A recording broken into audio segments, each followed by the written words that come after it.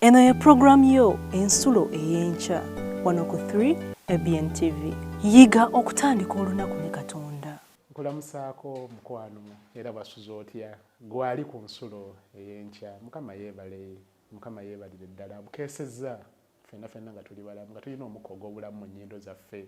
Erinnya lya Mukama waffe Yesu Kristo ligulumizibwe ate lyebazibwe kubanga bangi beebasenga nze naye bwe twebase naye munnange bugenza okukya ku nkya ng'ate bo baawumudde nga si balamu naye mukisa gwa njawulo bw'asazeewo nze naawe tubeere balamu ate mu ngeri ey'enjawulo nze naawe ne tubeera nga tukeeredde ku puroguramu ensulo ey'enkya okusobola okufuna amaanyi okusobola okukoowoola omwoyo wa Katonda tumuwulirize atambule naffe atuluŋŋamye gwakikola buli kanaku Mukama waffe akuwa omukisa atanaba kukikola ng'omumanyi gy'ali eyo mutegeeze munnyonnyole kimwagazise mubuulirire olabe nga naye ku makya ng'akeera kubanga kigwana njagala nkutegeeze nnyabo oba ssebo andaba nti kigwana eri omuto n'omukulu kigwana eri omusajja n'omukazi kigwana eri omukadde n'omuvubuka okukeeranga ku makya n'akeerera mu mikono gya Katonda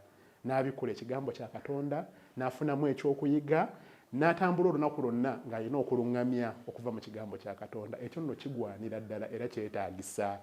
Eri atakikola nsaba n'obuwombeefu bungi otandika okukikola ojja laba enjawulo.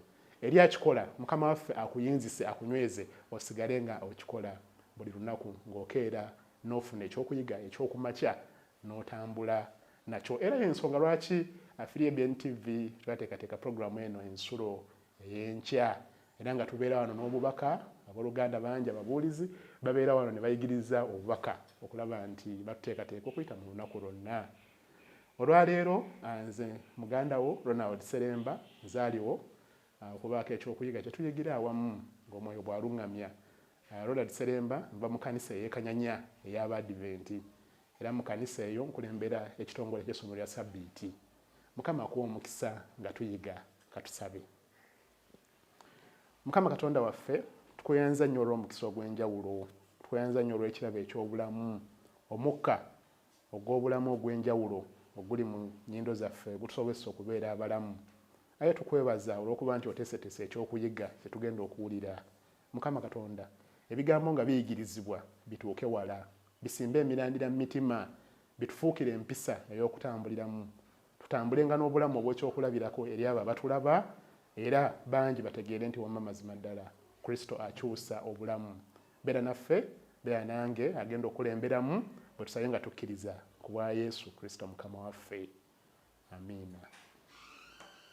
Olwaleero tugenda kutunuulira omwana eyazaawa.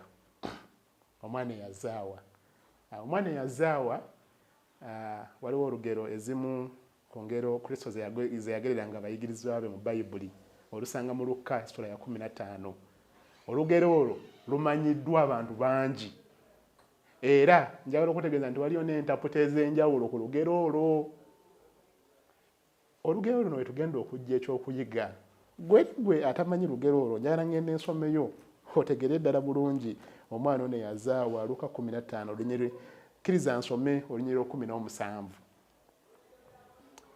Luka ali mu ndagaano mpya sura ya 15 olunyiriri 17 wagamba bwe wati nti naye bwe yeddamu n'agamba nti abaweereza bameka ab'empeera abakitange abakutte emmere ne balemwa nange nfiira wano enjala. Luka 15:17. Naye bwe yeddamu n'agamba nti abaweereza bameka ab'empeera abakitange abakutte emmere ne balemwa nange nfiira wano enjala. Bw'osomako ennyiriri ezisooka nga otandikidde ku lwa 17 ojja kusangawo omwana Kristo bw'aba agera olugero abategeeza nti waliwo omugagga eyalina amaka ge ng'akoze ebintu bingi nga ne ssente azirina ng'alina ne bizinesi ez'enjawulo ng'alina abakozi ab'enjawulo ng'alina n'abaana be yazaala nga weebali. Kati omu ku baana n'asaba eby'obugagga bye nga taata we akyali mulamu.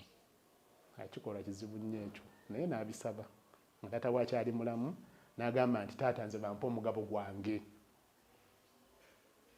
bwe yasaba omugabo gwe taata okwagala eri omwana n'atagaana n'amwawulizaako omugabo gwe nga taata akyali mulamu n'amuwa omugabo gwe n'atambula nagwo. Bayibuli egamba nti n'agenda mu nsi ey'ewala. Bw'agenda mu nsi ey'ewala Bayibuli egamba nti n'asaasaanya, n'akola buli ekinyumo, n'akola buli kyeyalaba ekyajjanga mu birowoozo bye. Ensimbi ze yagenda nazo n'ebintu bye yagenda nabyo ne bituuka ne biggwaawo. Bayibuli bw'eyigiriza. Bwe bituuka ne biggwaawo n'abeera n'atuuka ne kusanga talina kyakulya, Bayibuli etugamba nti n'anoonya wayinza okujja ekyokulya. Bw'anoonya wayinza okujja ekyokulya, omulimu gwe yafuna, omwana ono yava mu maka ga taata we nga mugagga nga buli kimu weekiri. Omulimu gwe yafuna, taata we nga ate yali ategeera ne Katonda. Omulimu gwe yafuna gwa kuweereza mu kiyumba kya mbizzi. Nkyogedde nampolampola kubanga kiswaza. N'aweereza mu kiyumba ky'embizzi, bw'alongoosa embizzi, bw'aziteerayo emmere, bw'azinaaza, bw'azigabirira, bw'akola buli kimu mu kiyumba ky'embizzi. Nga kibi. N'atuuka ne kusanga talina kyakulya ng'embizzi ze biryako naye byalyako. N'abeera mu mbeera eyo okumala ebbanga ddene okutuusa lwe yatuuka ku ddaala lino eryogerwako mu 15:17. N'agamba nti naye bwe yeddamu okutuusa bwe yeekuba mu mutima ne yeddamu, akandasitandi ne kakomawo, ne yeebuuza ng'agamba nti abaweereza bameka ab'empeera aba kitange abalya emmere n'okulemwa ne balemwa, nze ndi wano ndya mmere ya mbizzi? N'agamba nedda. Bameka aba kitange abasasulwa ku faamu n'ebintu ebiyitirivu taata by'alina ne balya emmere n'okulema ne balema, nze mbeera ntya wano nga ndya n'embizzi? Olw'18 n'agamba nti naagolokoka n'eŋŋenda eri kitange ne mugamba nti kitange nyonoonye ery'eggulu ne mu maaso go. 19 sikyasaana kuyitibwa mwana wo, nfuula ng'omu ku baweereza bo ab'empeera. Kati kansuubire olugero olufunye bulungi. Omwana atuuse ku ddaala eryo, katuddeyo mpolampola tulabe ekyokuyiga okigenda okuva, kubanga omwana ono alina ebyokuyiga bingi. Taata w'omwana ono tumutwale ye kitaffe ali mu ggulu. Ffe tuli baana be. Nze naawe tuli baana be. Ye mutonzi waffe, atulinako obuvunaanyizibwa, ye mugabirizi waffe, yatulabirira, yatubeesaawo, yatuwa omukka ogw'obulamu, yameza emmere gye tulya, yafukirira n'enkuba, yayasa akasana n'ayengeza, yateekateeka buli kimu okulaba nti omuntu olubyo lw'omwana w'omuntu lubeerawo nga lulamu. Newankubadde ng'oba oli awo ate ebimu twonoonye byonoonye. Kati kitaffe ali mu ggulu, ffe tuli baana be. Naye waliwo bangi ku baana be abaabula, nga baasalawo ne batambula ne bagenda wano mu lugero kye bayise ensi ey'ewala. Ne babaawo ebyababuzaabuza, ebyabatawaanyatawaanya, ne babula ne batambula ne bagenda mu nsi ey'ewala. Ne babula ne bava ewa kitaabwe oba ne bava Katonda eyabatonda, abalabirira, abaagala, abawa omukka ogw'obulamu, ne batangana ne batandika okukola ebyabwe. Ssebo abajja bandaba, wabulirawa? Gye wabulira omanyiiyo. Weekuba mu mutima ng'omanyi bulungi gye wabulira. Omwana ono Eyazaawa buli lwe yeebakanga bwe bati n'akeera ku makya ng'omutwe gumuluma, nga yasuze mwenge anywedde n'atamiira, yali yabula. Omwana ono Eyazaawa buli lwe yasaasaanyanga ssente n'agula ne byateetaaga nga bw'omanyi embeera y'okusaasaanya, n'atuuka ekiseera nga ne ssente tazirina, yali yabula. Wabulirawa? Gye wabulira omanyiiyo. Jjukira gye wava emabega ewa kitaawo, jjukira Katonda wo gy'akugye, jjukira Katonda gy'akuyisizza, jjukira Katonda bw'akuleeza okuva mu buto bwo, jjukira Katonda bw'akuyisizza mu bintu bingi n'akuwanguza. Naye kati bw'wafuna by'ofunye, bw'wafuna by'olinawo, kati wabula, wagenda mu nsi ey'ewala ng'eyogerwako wano. Wabulirawa? njagala okutegeeza oluganda mpulirizo andaba olwaleero nti omwoyo wa Katonda yetakoowa abaawo. Omwoyo wa Katonda ayogera naawe, si yalungamya byokola kuba byokola si bya butuukirivu, naye waali eddoboozi erisigalawo nga likubiriza okuwuliriza eddoboozi lya Katonda nga lyogera. Omwana ono Eyazaawa okuva lwe yaseetula ekigere okuva ewa kitaawe n'atambula ng'agenda mu nsi ey'ewala, omwoyo wa Katonda teyamuleka. Katonda tatulekanga, Katonda takulekanga, Katonda takuvangako gwe yadduka, naye waali omwoyo we yamulekawo nga kubiriza. Katonda waali ayogera era omwana ono omwoyo wa Katonda yamukubiriza. Bwe yatambulanga n'agenda mu masanyu n'afuna abakyala, eyo gye yagenda neesanyusanga bw'alabye okwonoona obulamu bwe, omwoyo wa Katonda yaliwo ng'amugamba naye byokola biki? Bwe yasulanga mu ndongo n'asula mu biduula n'anywa n'atamiira neyeebakanga n'okutegeera biki biri ku nsi, omwoyo wa Katonda yaliwo ng'amukubiriza ng'amugamba eddayo mu kkubo ettuufu. Bwe yakwatanga ensimbi n'aziyuwayuwa n'azisaasaanya n'azikola buli kimu ky'ayagala n'asaasaanya obulamu bwe n'ayonoona obulamu bwe, omubiri gwe ne gwonooneka, omwoyo wa Katonda yasigalangawo ng'amukubiriza. Njagala okutegeeza nti olina eddoboozi ettono ly'owulira nga lyogera naawe gye wabulira, nga likubiriza nga likuyita okuvaayo. N'eddoboozi eryo omaze ebbanga ng'olyebalama, omaze ebbanga ne bwe likugaana towuliriza, ng'ekyoyoyo kino kikusika ne kikuyingiza ekkubo ery'obutali butuukirivu n'okola by'okola kaakano gye wabulira mu nsi ey'ewala. Era omwana ono ne bwe yatuuka okuweereza mu kiyumba ky'embizzi ng'agabirira embizzi ebyokulya n'alya ne ku mbizzi, eddoboozi ly'omwoyo wa Katonda lyaliwo nga limugamba naye kati otuuse ku mbeera eno gwe omukristaayo olabirira n'ebisolo ebitali birongoofu. Eddoboozi ly'omwoyo wa Katonda lyamukubiriza. Okuva lwe yava ewa kitaawe okutuukira ddala wano waalira n'embizzi nga limukubiriza, naye ng'aliggalira ebweru nga taliwuliriza, nga tasalawo kuligoberera. Naye Katonda nga bw'atakoowa yasigalawo ng'amukubiriza. Katonda nga bw'atakoowa asigaddewo ng'akoowoola. Katonda nga bw'atakoowa, Katonda nga bw'atwagala, Katonda nga bw'atatuleka, yaleese n'obubaka buno obw'olwaleero obukuyita ne bukutegeeza nti komawo, vaayo mu nsi ey'ewala gye wabulira. Lwaki lumu omwana ono n'asalawo eddoboozi lino aliggulire? Lwaki lumu omwana ono n'asalawo akkirize agoberere eddoboozi eryali limugamba?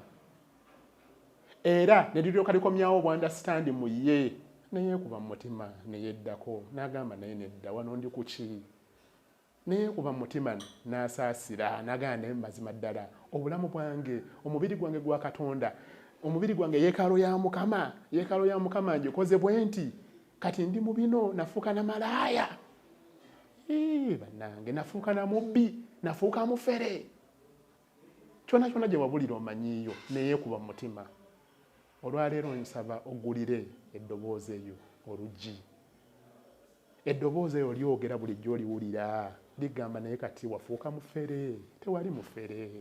Eddoboozi eyo lyogera bulijjo oliwulira, ligamba nti kati wafuuka mubbi, leka naawe, tewali mubbi. Eddoboozi eryo buli lw'ofuluma n'oyambala obugoye obwo bw'oyambala obutono, n'ogenda n'otunda omubiri gwo, n'okola obwamalaaya, n'okola buli kimu ky'okola, eddoboozi eryo libaawo nga ligamba naye naawe leka, tewali bw'oti, watuuka otya wano, nsaba oliggulire. Omwana ono Bayibuli etugamba neyeekuba mu mutima. N'agamba nti bakozi bameka ewa kitange? Bakozi bameka ddala? Abeebaka obulungi, abambala obulungi, abalya obulungi, abajjanjabi b'obulungi, abali mu mbeera ennungi nga be balina babireka nawo ne batuuka ne bibalema n'obalema nga bingi, ne kati laba nze wendi. Njagala okutegeeza Katonda alina buli kimu. Katonda alina buli kimu. Katonda wamuddukako naye Katonda y'ensulo ya buli kimu. Katonda y'ensulo ya buli kimu. Katonda yagaba obulamu. Katonda yagaba obugagga bw'asiima. Katonda yabeezaawo obulamu. Katonda yakuza abaana. Katonda yavaako omukisa. Omukisa teguva wa nnyabindi n'ebirala, teguva mu biteega. Katonda yayaza, Katonda yabaza. Katonda yakuza olusuku ne lukula bulungi, n'obeera n'amakungula mangi n'ofuna ensimbi nnyingi, ebyo byonna Katonda yabikola. Katonda yakusobozesa otunda edduuka ne livaamu ekintu ekirungi, so si kati ke waleeta n'oteeka mu dduuka. katonda wamuddukako ne katonda yalina buli kimu. Abali ewa katonda bakozesa byalina ne batuuka n'ekiseera nga tebakyasobola bikola ki bimalawo nga n'obungi bingi. Omwana ono n'asalawo Luka 15:18 nti naagolokoka ne ŋŋenda eri kitange. Golokoka olwaleero, golokoka ddayo ewa katonda. Jjukira wa gye wabulira, jjukira wa gye wabulira, ddayo ewa katonda gye wava, ddayo ewa katonda gye wava. Wali mukkiriza, wali muntu mulungi, wali musinza, wali muyigiriza wali muntu mulungi nga tonatuuka ku mbeera embi. Golokoka ddayo ewa katonda, ddayo ewa katonda. Omwana n'agolokoka n'addayo n'agamba n'agenda ewa kitange ne mugamba nti kitange nyonoonye eri eggulu ne mu maaso go. Era bw'onaakola step bw'eti eddayo ewa katonda ogenda kwenenya, ogenda kwenenya. Omwana ono tumulaba nga yeenenya, tumulaba nga yeenenya. Bwe yeenenya agamba nti Mukama Katonda kitange ngenda mugamba nti nyonoonye. Naawe ogenda kutunula ng'oyonoonye, ogenda kutunula olabe embeera embi mubadde otambulira, ogenda kutunula olabe ebibi byo bibeere mu maaso go bulungi, obirabe bulungi, okkirize nti mazima ddala obadde otambulira mu mbeera embi. Kati omalirire okubivaamu oddeyo mu kkubo eggolokofu, oddeyo mu kkubo ettuufu. Omwana ono n'asituka n'addayo ewa kitaawe. Kitaawe n'amwaniriza. Bayibuli egamba nti n'amuwambaatira, n'amussaako olugoye olulungi, n'amussaako n'empeta. Empeta eyo mu lulimi olwa Bayibuli, empeta eyo bwe bagikwambazanga nga kitegeeza nti kati oli mwana, oli waawo, oli wa waka. You have a right to do business in that home. Nti oyina olusa olusobola okubaako by'okola awo wennyini nnyini w'oli. Empeta eyo kye yategeezanga. Katonda agenda kwaniriza, agenda kuwambaatira, agenda kwaniriza n'emikono emyanjulukufu akugambe nti kati oli mwana okomyewo, oyina eddembe, oyina ebbeetu eribeera ng'omwana wano mu bwakabaka bwa Katonda ku nsi ne mu ggulu bw'ali bwakomezzaawo obwakabaka bw'omulundi ogwokubiri. Mukama Katonda akuyita. Jjukira wa gye wabulira. Wali mwavu ng'omanyi Katonda, naye kati bwe wafuna ssente Katonda wamuta. Walina obulamu obulungi ng'omanyi Katonda, naye obulamu bwe bwabeera bulungi nnyo kati Katonda wamuta. Wali toyina bintu ng'omanyi Katonda, naye bwe wafuna ebintu Katonda wamuta. Wali tonafuna mukyala, wali tonafuna mwami, wali tonafuna maka, wali tonafuna baana nga Katonda omumanyi, ng'omwagala nnyo, ng'omukoola, ng'omuyimba, ng'omuyigiriza abalala, ng'omusaba, ng'okola buli kimu ekigulumiza erinnya lya Katonda. Naye wabifuna Katonda n'omusamba n'omusuula eri. Ekyokuyiga kino eky'omwana Eyazaawa kiriwo okuyigiriza nze naawe, kiriwo okuteekateeka nze naawe, okwefumitiriza mu mitima gyaffe tulabe wa gye twabulira, wa gye twazaayira, wa gye twaddukira ne tuva ku Mukama Katonda ne tugenda mu nsi ey'ewala. Era bwe tumala okuzuulayo kiriwo tuteekateeka nze naawe twenenye nga tufuluma olwaleero nga tugenda okukola emirimu gyaffe, twenenye tubeere bamalirivu. Mukama Katonda agenda tuwa amaanyi, agenda tuwa omwoyo watuluŋŋamye, tetujja kuddamu kutambulira mu kkubo ekyamu, mu kkubo lino gye tubadde tutambuliramu okuva lwe twava ewa Katonda. Komawo olwaleero omwagalwa, komawo olwaleero muganda wange, komawo olwaleero mwannyinaze. Teekateeka obulamu bwo jangu obuweeyo eri Kristo. Zabujja enkolagana yo ne Katonda. Vaayo mu nsi gye wabulira eyawala. Bwe bubaka buno obwaleero Katonda ye omwoyo wamukuwadde abaddengawo nga kkubiriza okuva lwe watambula ekigere n'ovaawo, era kkubiriza ayagala okutuusa lwe n'asalawo, ate era agenda kusigala naawe akuluŋŋamyenga, kwegamba togenda kubeera wekka era toli wekka. Ssebo oba nnyaba ndaba nsaba obubaka buno omukomye wano olwaleero, naye obubaka buno bukutegeeza nti jjukira wa gye wabulira, komawo. Wazaawa naye kati Katonda ayagala okomewo odde mu kisibo kye. Katonda ayagala okomewo obeere mu bulamu obukkiriza nga bwe wali mu kusooka. Ate naawe atabeeranko mu bulamu bukkiriza nga wakulira mu bujeemu. Balonze mikwano gyange abamu baali baakulira nga gye baakulira waliyo n'amasabo nga babateekateeka nakubeera babateekateeka kubeera bakongozi bakulu nga yagwako emmandwa n'akula okuva mu buto bwe nga ffe tukimanyi nokimanya waawe waliwo amasabo baana ba musawo muganda kati gwe naawe oyinza okuba nga wakulira mu mbeera eyo nga okuva ewakulira wonna tolaba nga Katonda ne kati Katonda akuyita oveeyo mu mbeera eyo eyeewala ng'ofuluma olwaleero oweeyo obulamu bwo gwe kasita osalawo n'ogamba nti Mukama Katonda obulamu bwange mbuwaayo gy'oli nzikiriza nti Kristo Yesu ye mwana wa Katonda omulamu yafa ku lw'ebibi by'abantu bonna awo immediately ojja kuba weegasse Katonda ng'osalawo ng'obatizibwa nga weegatta ku kkanisa ya Mukama. Obubaka buno bukoowoola, jjukira wa gye wabulira, jjukira wa gye wazaayira. Eddoboozi likuyita oveeyo weegatte ku kkubo eggolokofu, oveeyo weegatte ku kkubo ettuufu, oveeyo weegatte ku kkubo erisaanidde erigenda okutwala okutuusa okusikira obwakabaka obutaggwa. Mukama akuwa omukisa, Mukama abeere naawe, Mukama akuluŋŋamye. Katusabe. Katonda waffe tweyanza nnyo olw'obubaka bw'otuwadde olwaleero.